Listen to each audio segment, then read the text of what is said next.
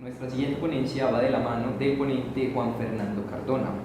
Juan Fernando es maestro en artes plásticas y magíster en artes plásticas y visuales, con amplia experiencia en el trabajo comunitario, pedagógico y artístico. Ha desarrollado labores durante más de 10 años como docente virtual y presencial y es artista mediador con diferentes entidades y programas. Le apasiona mucho el arte, la cultura y la naturaleza. Juan, bienvenido a este espacio. ¿Cómo estás? Hola, gracias Miguel, gracias a todos por esta invitación y también gracias a las personas que están conectadas en este momento. Bueno, como ya Miguel dijo, les contó, yo soy artista plástico, tengo una amplia experiencia como docente y en esta mañana vamos a compartir algo del diseño de la investigación que tiene un componente desde, que se cruza con el diseño, con las artes plásticas y con un componente político también. Entonces, esta conferencia o esta charla que vamos a tener habla del país, el paisaje y el territorio, ¿sí? Desde una visión o desde una posibilidad que ofrece la inteligencia artificial. Entonces, yo quiero que primero miremos o pensemos en el paisaje, ¿cierto? Vamos a ir hablando de ese tema, paisaje. Por ejemplo, en la imagen que tenemos en este momento, que estamos proyectando, es la clásica con la que uno se encuentra cuando habla de paisaje, ¿sí? Paisaje siempre, desde que estábamos muy pequeños, hacemos la referencia al paisaje como un lugar natural, desde el que miramos pues con una mirada amplia, con un panorama amplio, y en el que siempre hay montañas, una parte de la tierra y muchas veces agua o un cuerpo de agua.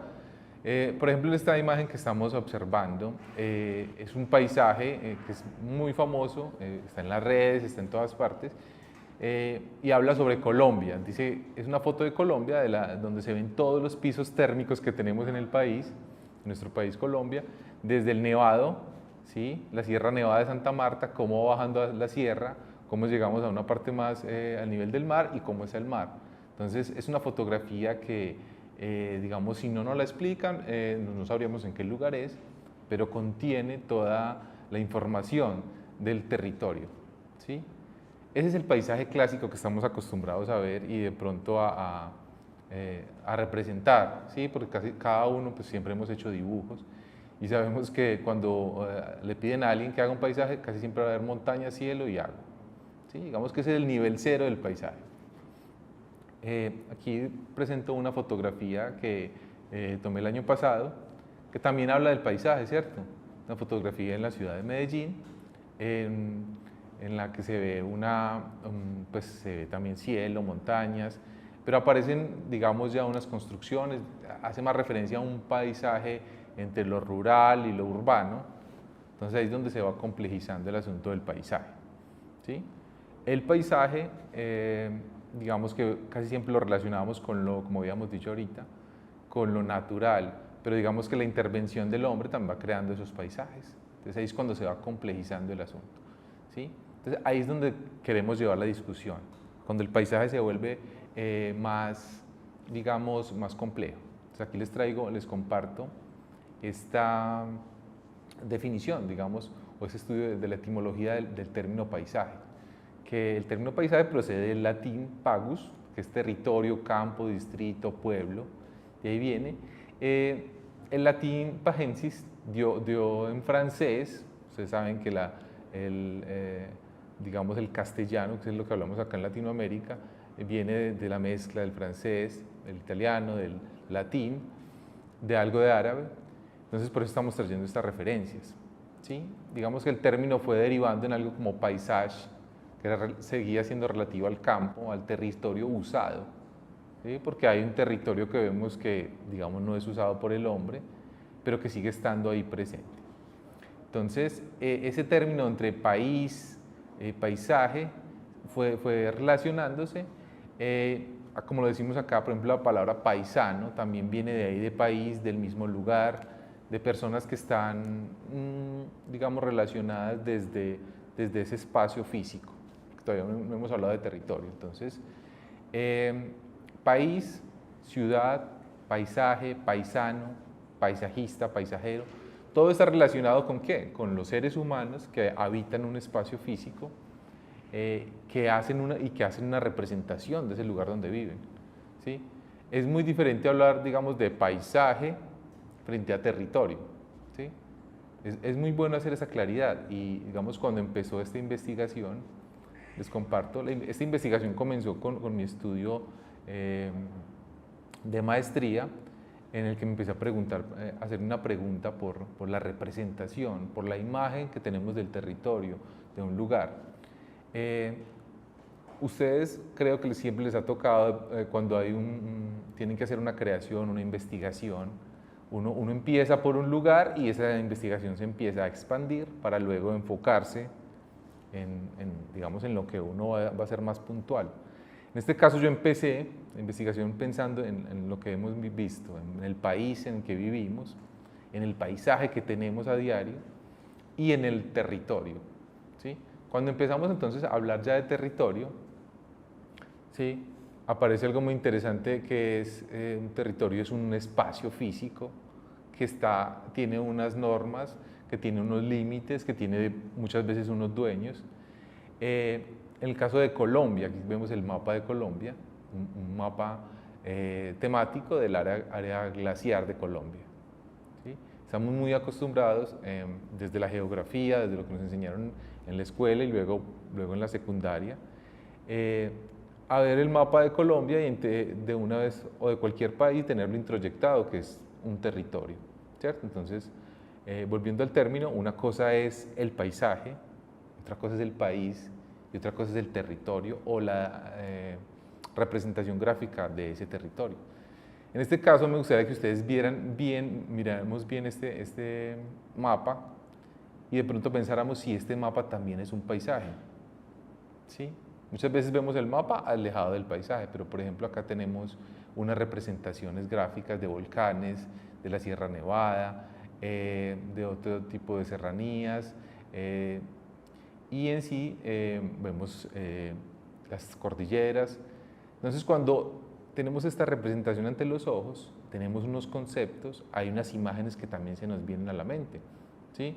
Cuando hablamos de, por ejemplo, la Sierra Nevada, que aparece en este mapa, las personas que han tenido la oportunidad de ir a la Sierra Nevada y mismo van a traer a su memoria esas imágenes que tienen, ¿sí? Muchas que son las que tenemos en la publicidad, porque hay mucha publicidad, digamos, en la Sierra Nevada, hablar de Ciudad Perdida o del Parque Tayrona.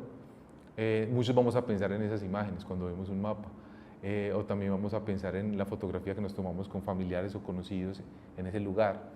Entonces, estas representaciones gráficas de un espacio, de un lugar, cumplen una función, ¿cierto? Muchas veces informativa, otras veces son emocionales, que es más relacionado con el paisaje, con el arte, pero en últimas tienen un punto en el que se encuentran. Entonces, ese punto, desde mi investigación y desde la investigación que venimos desarrollando en la Facultad de Diseño, en el Observatorio de Cultura Visual, que es un proyecto que tenemos desde mitad de este año, que hemos venido desarrollando, nos interesa mucho eso, esa red de imágenes que hay, que por todas partes están, que están relacionadas con nosotros desde, como dije ahora, desde la escuela, desde cuando nos ponían a hacer los mapas, desde cuando nos ponían a hacer o nos pedían hacer un paisaje, desde las fotografías que tomamos siempre que salimos en un paseo. Entonces miren que ahí está relacionado todo eso, un país, un territorio, un paisaje, un espectador y unos conceptos desde lo político, desde lo ético, desde lo artístico. Entonces esa es la investigación, ¿sí? ¿Cuál es la relación del paisaje y el territorio? Esa reflexión de la que estamos hablando me llevó a hacer estas creaciones. Ahí es donde empezamos a hablar de inteligencia artificial, ¿cierto? Porque una cosa son los conceptos que tenemos del país, el paisaje y el territorio, y otra cosa es cuando nos enfrentamos a un trabajo, a hacerlo, a representarlo, a mostrárselo a otras personas, y más aún desde los lenguajes artísticos, desde los lenguajes gráficos, cuando queremos mostrarlo de forma diferente. Recuerden que el arte se encarga de esos lenguajes sensibles, de cómo transmitir una idea de diferentes modos, de cómo a través del arte, de la observación, de la imagen, de la reflexión sobre ella, encontramos otros lenguajes y otros mundos posibles. Entonces, en este caso vemos una de las piezas que he construido que se denomina porción del territorio. Después de diferentes operaciones artísticas que van desde la fotografía aérea, desde el uso de Photoshop, de RGIS, cómo podemos hacer el levantamiento de un espacio, ¿sí? En esta imagen vemos una porción del territorio del municipio de Bello, que queda ubicado en el norte del Valle de Aburrá, cerca de la ciudad de Medellín. Es el lugar que yo escogí porque, digamos, hace 4 años yo me trasladé a este lugar a vivir y, como lo dije ahorita, hay una relación del paisaje, lo que veía, del país, o sea, de este espacio donde vivimos y del que somos parte como colombianos, y obviamente el país más cercano que uno tiene, o en mi concepto, es el lugar donde vive, el barrio, ¿cierto? Luego la comuna, luego el departamento, el país, etc. Entonces, ese paisaje cercano es el municipio de Bello y, como decía ahora, los lenguajes artísticos nos permiten, nos dan la oportunidad de expandir esa mirada. Entonces, en esta pieza mostré eso, porción del territorio. Es decir, el municipio de Bello, si yo hago una segmentación física sería esa, pero bueno, igual siempre los límites, existen unos límites políticos, cuando Bello limita con Medellín, con Copacabana, pero a veces cuando hablamos de un solo municipio, de una ciudad, es como si arrancáramos ese pedacito de ciudad y la sacáramos de ahí, ¿cierto? A veces digamos, por política territorial, por la geografía, es necesario hacer esas limitaciones, pero si vamos a una reflexión desde el concepto, desde lo que vemos, es muy difícil como trazar una línea cuando hacemos un paisaje, ¿cierto? Como el paisaje de Bello llega hasta acá, el resto es de Medellín o de otros municipios. Entonces, por ahí va la reflexión. Entonces, realizando esta pieza, también me encontré con muchos hallazgos, también se generaron muchas discusiones y problemas, especialmente en lo técnico. ¿Qué herramientas se hacen necesarias para un trabajo como el que yo quería desarrollar, ¿cierto? En el que la relación territorio-paisaje, paisajeros, nación, empiezan a cobrar un sentido. Entonces, en la forma en que les he contado, pues he resumido como mi proyecto. Pero digamos que ahora es momento de centrarnos y expandir un poquito esas ideas y clarificar términos. En este simposio hemos hablado mucho de inteligencia artificial, de diseño, digamos de lenguajes artísticos también lo hemos hablado. Desde mi disciplina que es el arte, ¿sí? Las artes plásticas y visuales, soy enmarcado también en mi trabajo con las prácticas artísticas contemporáneas. Las prácticas artísticas contemporáneas lo que tienen de interesante es cómo se articulan con otras disciplinas y con otras áreas del conocimiento.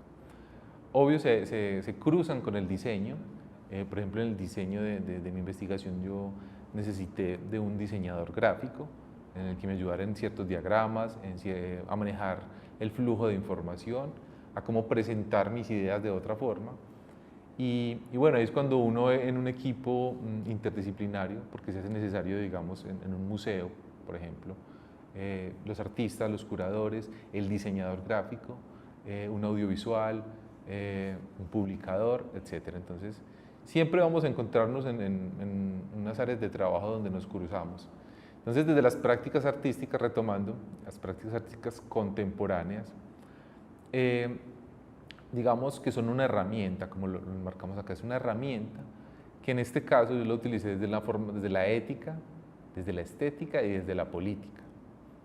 Entonces, esas herramientas que están ahí en la ética como ciudadano también y como persona que vive y convive en un espacio, desde la estética, desde las representaciones gráficas, como el dibujo, la pintura, la fotografía, el render, ¿sí? O la animación o el modelado 3D, y desde la política porque siempre que nosotros tomamos una posición en el que generamos una imagen, un producto que va a tener un impacto, digamos, ese impacto a veces no sabemos cómo va a ser, si va a ser un impacto masivo o si va a ser un impacto local, Pero desde que publicas algo en las redes, desde que publicas una tesis, por ejemplo, en este caso, o desde que produces un material de nuevo conocimiento, hay una implicación política, ¿sí? Porque es mi obra, mi trabajo, la imagen que yo construyo está comunicando algo y me está comprometiendo, ¿sí? Porque si yo hago un retrato de X o Y persona y tiene un contenido de X o Y, yo debo asumir la responsabilidad de esa creación. Entonces, en las prácticas artísticas se toman muy en serio esos componentes, ¿sí? Como decía ahí, unas representaciones visuales que hay, unas representaciones visuales del paisaje y del territorio, ¿sí? Cómo esas tres líneas van confluyendo en el proyecto posmoderno. Cuando hablamos de controvertir el proyecto posmoderno, como muestra este esquema o esta diagramación o este diagrama, el proyecto posmoderno habla de un individualismo, de un neoliberalismo, de una producción en masa, a veces de alejarnos un poquito de la producción artesanal y también del trabajo colectivo, ¿sí? Muchos filósofos hablan de que estamos en la posmodernidad o en una modernidad tardía, en la que el ser se dedica a una producción, ¿sí? Se dedica a explotar y a autoexplotarse, por ejemplo, y va dejando de lado ciertos componentes comunitarios, de hacer comunidad. Entonces, las prácticas artísticas contemporáneas están muy interesadas en controvertir ese proyecto posmoderno y, digamos, regresar de alguna forma a esa comunidad. Cuando hablamos de comunidad, vamos más allá de un colectivo, ¿cierto? La comunidad va más allá de ese colectivo donde, digamos, en un barrio o en una vereda donde viven un montón de personas, ¿sí? Hacer comunidades cuando tenemos una narrativa en común, donde de alguna forma todos sumamos a un proyecto en el que hay especial cuidado en la vida, en la naturaleza, en los recursos, en el respeto, ¿sí? Entonces, el proyecto posmoderno, digamos, que ha olvidado mucho esa parte, pero las artes plásticas, visuales y las prácticas artísticas siempre han estado como ahí.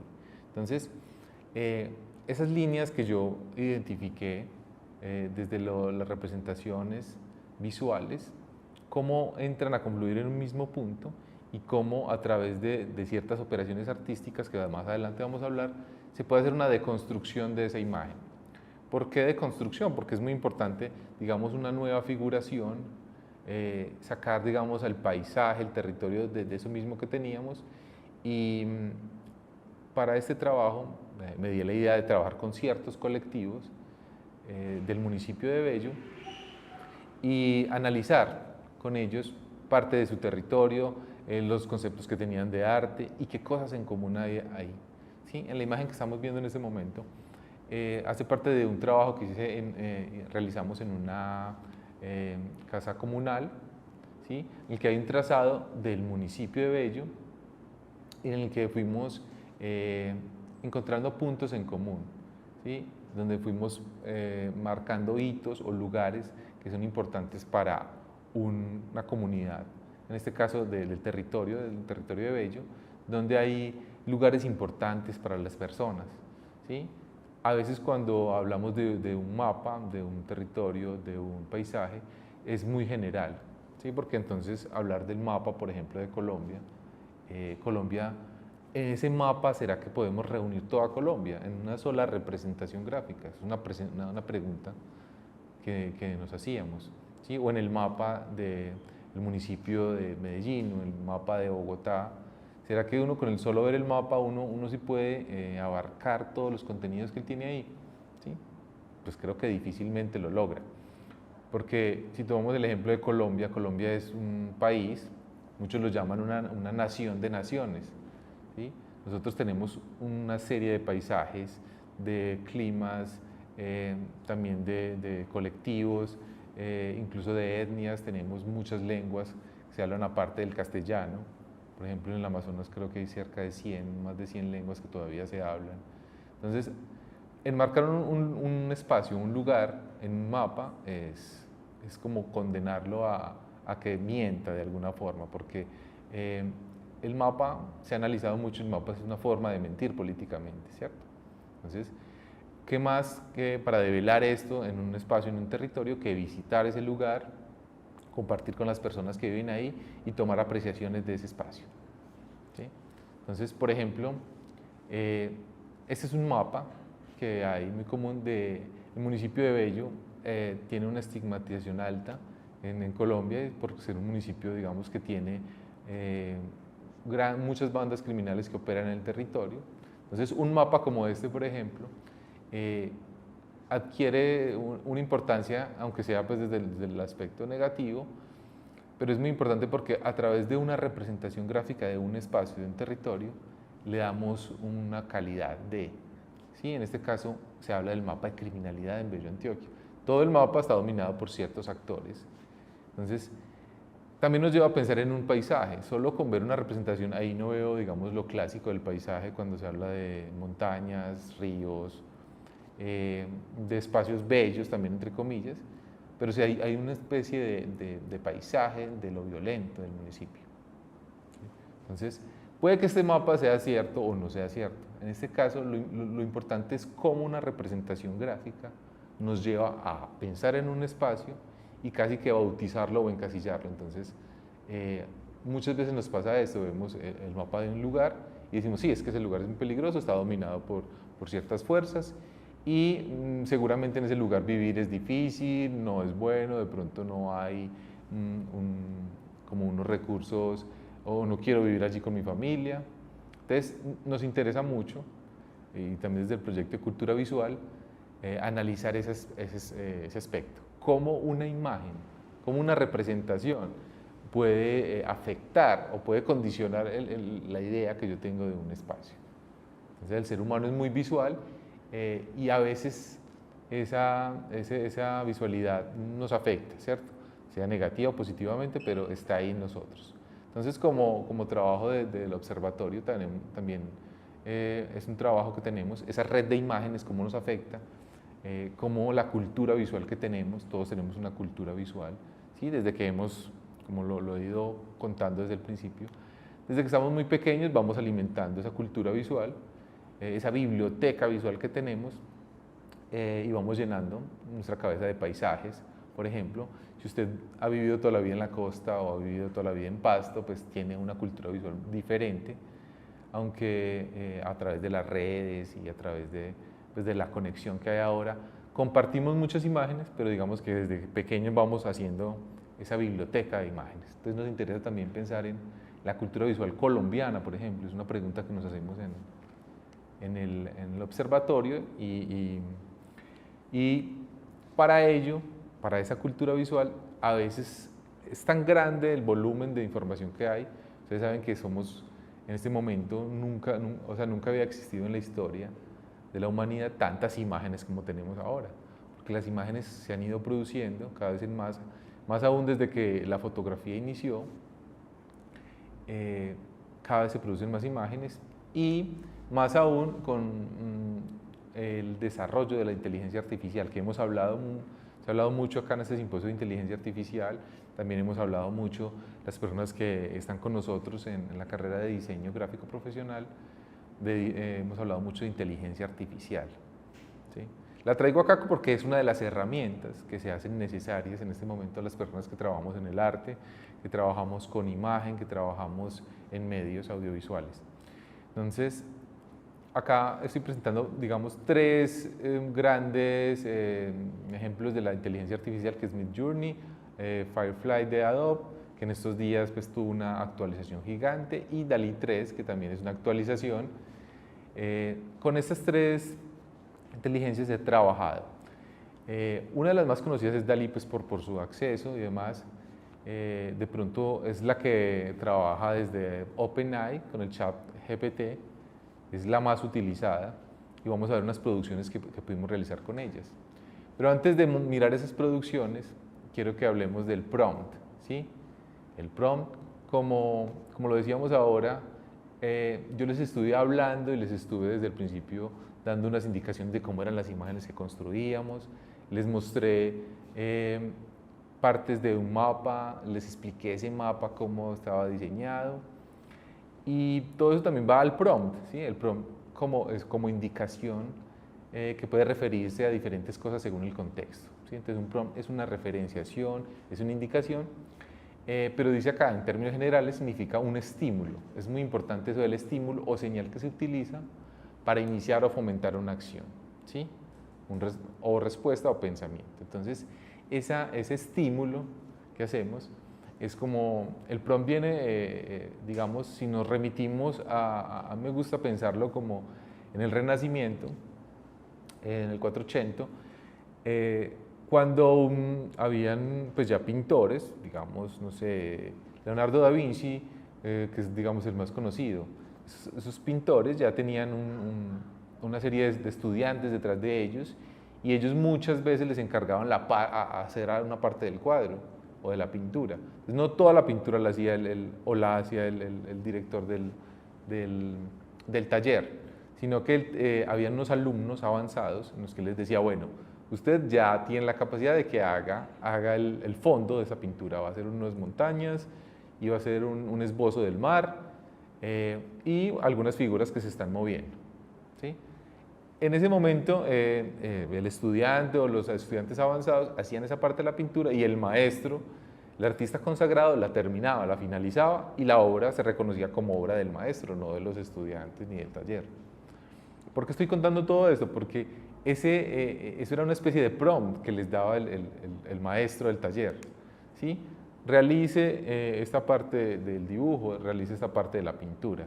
Entonces, ahora, ¿qué hacemos nosotros? Nosotros desde nuestra comodidad podemos dar esa indicación, dar como lo dice acá, ese estímulo a la computadora, diciéndole, bueno, yo necesito que crees una imagen en la que se vea un fondo con unas personas jugando, hay un río que pasa azul y en el frente tengo un automóvil, no sé, último modelo de color rojo.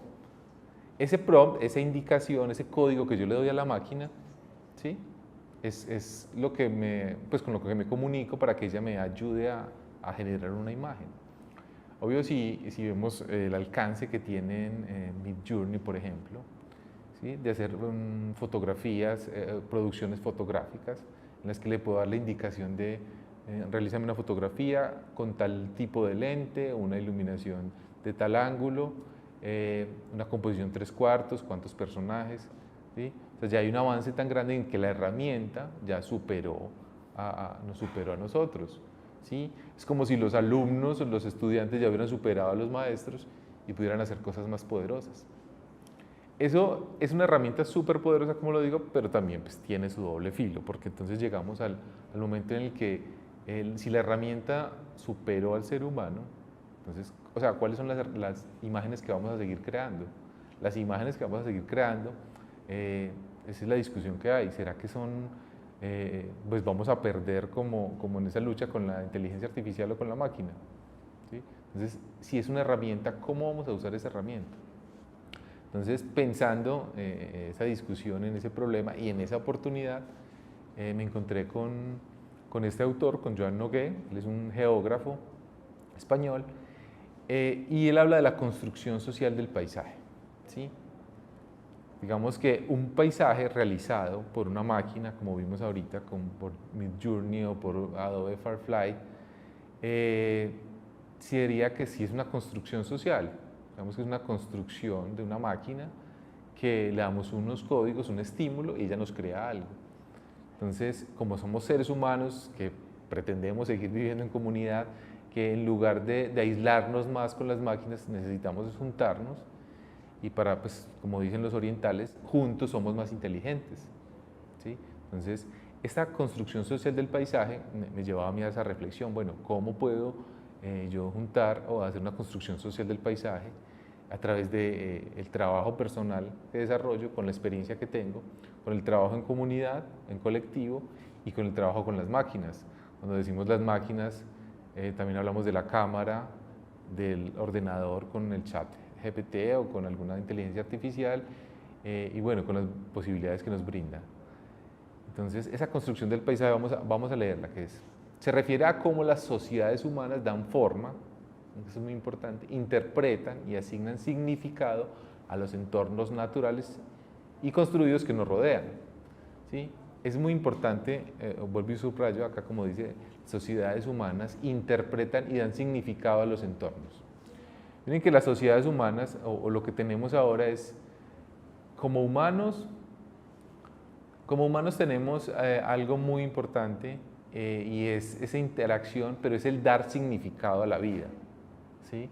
Cuando nos reunimos en cualquier espacio, sea entre personas conocidas que nos queremos, en un entorno académico, siempre debe tener un significado, porque si no construimos un significado de lo que estamos haciendo, incluso de lo que estamos haciendo en este momento acá, el significado de por qué estamos viendo unas conferencias en este momento.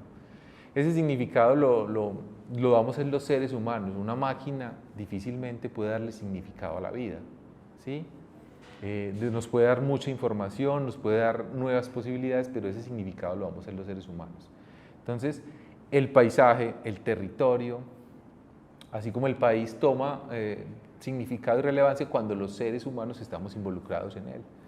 Cuando entendemos que hay diferentes etnias, que hay diferentes razas, que hay diferentes componentes humanos en este país, ¿sí? Que el paisaje que vemos no es solamente desde lo estético, por ejemplo, que toma el significado cuando en un paisaje podemos observar una parte natural que ha sido restaurada o que ha sido destruida. Entonces hay un significado ahí más allá de la imagen, ¿sí? Entonces, el paisaje no es simplemente una realidad física objetiva, como dice Joan Nogué. Es una realidad, sí, siempre nos enfrentamos a unos entornos, pero hay algo más allá, ¿sí? Como dice acá, es más que eso, sino que es el resultado de una interacción compleja entre el entorno natural y las actividades humanas. ¿Cómo entender la actividad humana en un espacio? ¿Sí? Hay imágenes que nos muestran, ¿sí? Por ejemplo, yo me di a la tarea de recopilar muchos titulares en los que hablaban de la situación política y social de este municipio, en este caso de Bello. ¿Sí? Y cómo a través de muchas imágenes vemos la interacción del ser humano siempre está ahí, para favorecer el espacio, para crear nuevos entornos, para destruir ciertos lugares, ¿sí? Entonces, para estudiar un lugar, un espacio, desde sus condiciones, hay que tener muchas fuentes. Entonces, en este caso, por ejemplo, les muestro cómo una de ellas es la prensa, ¿sí? Hemos hablado acá de muchas herramientas. También es importante resaltar esto porque ustedes están desarrollando, cuando digo ustedes, es todas las personas que tienen una propuesta artística o que están estudiando algo que tenga que ver con lo gráfico. En este caso tenemos muchos estudiantes y muchas personas acá reunidas que trabajan alrededor de la imagen y que desde la universidad, desde el programa de diseño gráfico profesional de Uni Remington, hemos hablado mucho y les hablamos mucho de ese ADN, de la cultura visual criolla, de lo que vemos en nuestro entorno, en nuestros lugares. Y cuando uno se enfrenta a eso, a ver lo que hay en un espacio, lo que nos rodea, tenemos que tener varias fuentes y varias herramientas. Desde la prensa, que siempre está ahí, pasando por la documentación, la literatura que haya sobre ese espacio, sobre las herramientas digitales que tenemos y obvio la inteligencia artificial que nos ayuda en ese aspecto. Un ejemplo que les quiero mostrar también es realizando ese trabajo para entender el territorio, para crear, digamos, imágenes o representaciones gráficas de un territorio. Yo me di a la tarea, por ejemplo, este es un taller que realicé en una comunidad que se llama Nueva Jerusalén, que es una invasión que hay en el municipio de Bello, una de las invasiones más grandes de Latinoamérica incluso. Y, digamos, acá hay algo que es un ejercicio que hicimos de denuncias. Yo les pedía denuncien algo del espacio donde viven, ¿sí? A través de esa denuncia yo quería conocer otra versión de ese lugar, fuera de la que yo fui, vi, observé, caminé por este barrio, y me llamó mucho la atención que decía denuncio la violencia y la desigualdad social en mi barrio, ¿sí? La dinámica de los pillos y la falta de tranquilidad. Solo en esta escritura de esa persona uno conoce muchas cosas, incluso de lo que más le interesa a las personas en el barrio. Entonces hablan de violencia, bueno, hay una violencia y una desigualdad social en mi barrio, ¿sí? y palabras que aparecen como pillos, por ejemplo, la dinámica de los pillos y la falta de tranquilidad. Para muchas personas pillo pues puede ser una palabra desconocida, pues pillo es como el maleante, el que trafica o el que mueve otros hilos en el barrio.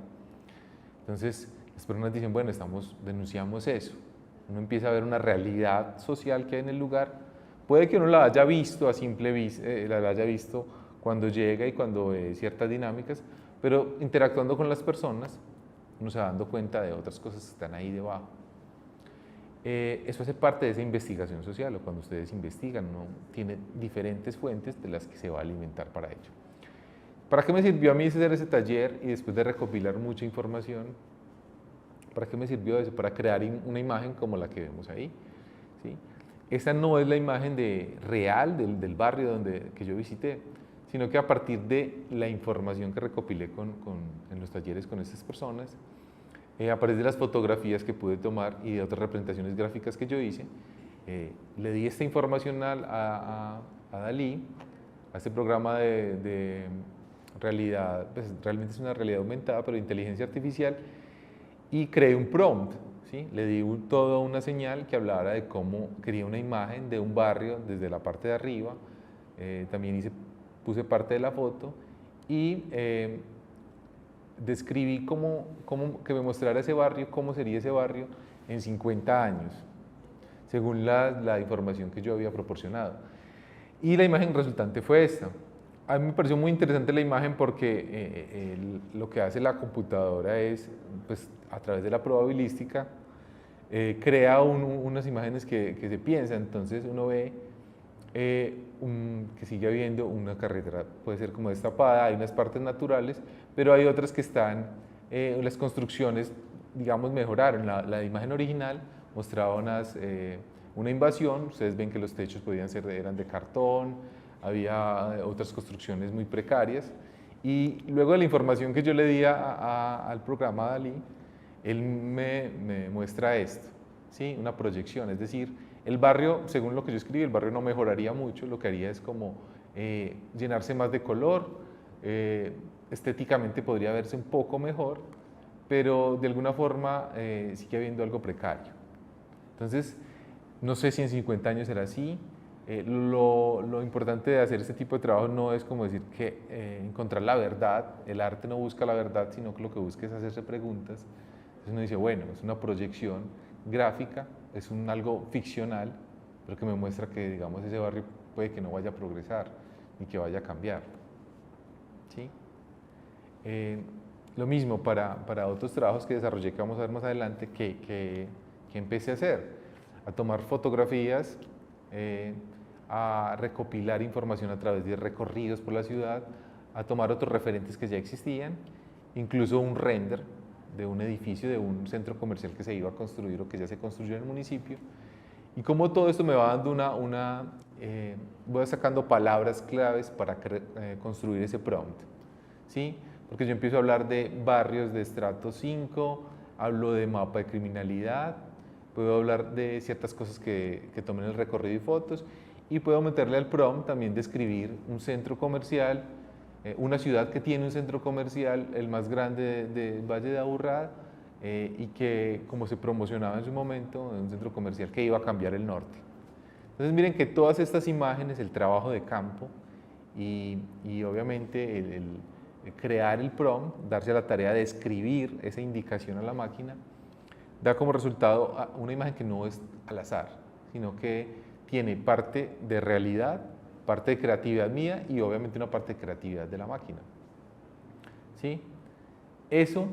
Todo ese ejercicio que hemos estado haciendo y que es una metodología que estamos implementando ahora en el Observatorio de Cultura Visual, tiene que ver mucho con un término que es el agenciamiento.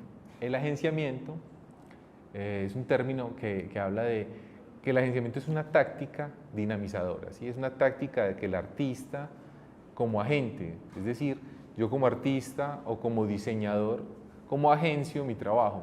Agenciar el trabajo en este caso sería engranar un montón de cosas que están sueltas con las personas, ¿cierto? Con el sujeto. Aquí el sujeto es el foco de la experiencia. Entonces, en cualquier trabajo que se desarrolla de diseño y de arte, agenciar sería estar en ese, tomar todos los puntos clave, o todos no, digamos los principales, y ponerlos a rodar, ¿sí? Cómo juntos yo, en este caso, por ejemplo, hago una juntanza de una comunidad, de un colectivo que trabaja en un problema de un barrio, por ejemplo, ¿sí? Cómo tomo fotografías, como lo hice, cómo hago un taller de creación, cómo yo tomo notas, cómo me documento con ayuda de la prensa, por ejemplo, de literatura o de bases de datos, cómo agencio cómo pongo a rodar todo eso, lo pongo en una misma esfera y de ahí sale un producto, ¿sí? Lo que me ayuda a mí en este caso, nos ayuda a encadenar toda esa información, ha sido la inteligencia artificial, porque digamos que de alguna forma ayuda a recopilar y a darnos una representación gráfica de esa idea que teníamos. Entonces, cuando se realiza ese ejercicio, vemos que la inteligencia artificial cobra otra importancia. Por ejemplo, luego de todo el trabajo que les he mostrado, cada una de estas hace parte de un prompt diferente. Por ejemplo, en el del superior, cuando vemos a este personaje en la parte superior izquierda, el prompt básicamente se interesaba en mostrar un busto o una estatua de un político en Bello siguiendo ciertos parámetros, ¿sí? Según un artista y con el estilo de un artista pop, ¿sí? También hay unas representaciones de un municipio de Bello, como lo queremos vender, se quiere vender, digamos, desde la publicidad como un lugar muy especial y con un desarrollo arquitectónico superior. Entonces también aparecen imágenes irónicas, ¿cierto? Un Bello como con una cara más europea, un municipio de Antioquia, pero con una cara más europea, o unas representaciones más tropicales de ese municipio, ¿sí? Entonces, la inteligencia artificial, ahí es cuando se está a nuestra disposición y no nosotros a disposición de ella, porque son imágenes que también ella luego de hacer el prompt, de dar la indicación, ella no la arroja, pero uno también luego en otros programas de edición, cómo va sumándole a esas creaciones, ¿sí? O una creación como esta, que entonces, esta se llama Por el Suelo, y esta producción resultó luego del trabajo con muchas comunidades y del trabajo que se hace por el suelo, por la tierra, pero también siempre que desarrollábamos un taller, por ejemplo, nos tocaba trabajar en el piso, porque no habían mesas para trabajar en ese caso. Entonces, como una fotografía, una acción y un concepto que hay detrás, si yo todo eso lo reúno en un prompt y lo incluyo en un programa o en una aplicación de inteligencia artificial, ¿cómo puedo hacer una nueva creación? ¿Cómo va a haber una nueva imagen o un nuevo lenguaje? ¿Sí? En este caso, se aleja mucho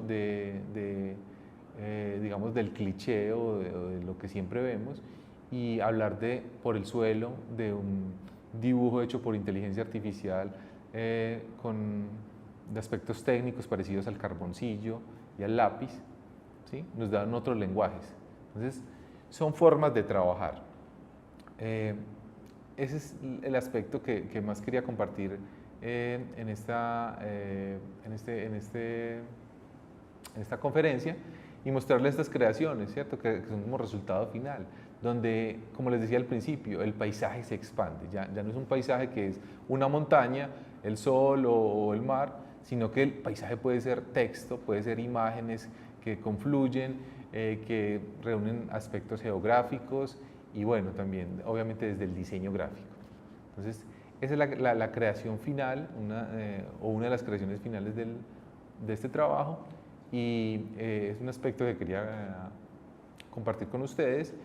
Hay unas grandes discusiones que podríamos tener, y yo quiero que en este momento, pues, si hay alguna pregunta, pues podemos pasar a ella, y también obviamente estamos súper atentos en el observatorio para que se vayan sumando todos los estudiantes y todas las personas que quieran hacer parte de este proyecto.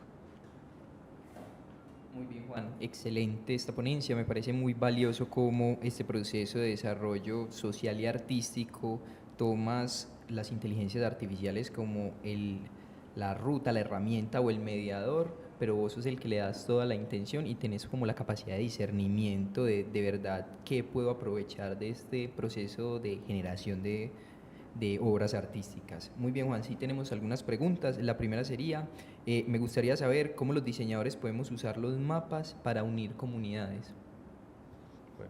Bueno, esa pregunta está súper buena. Digamos que hace parte del trabajo que hacemos en la investigación.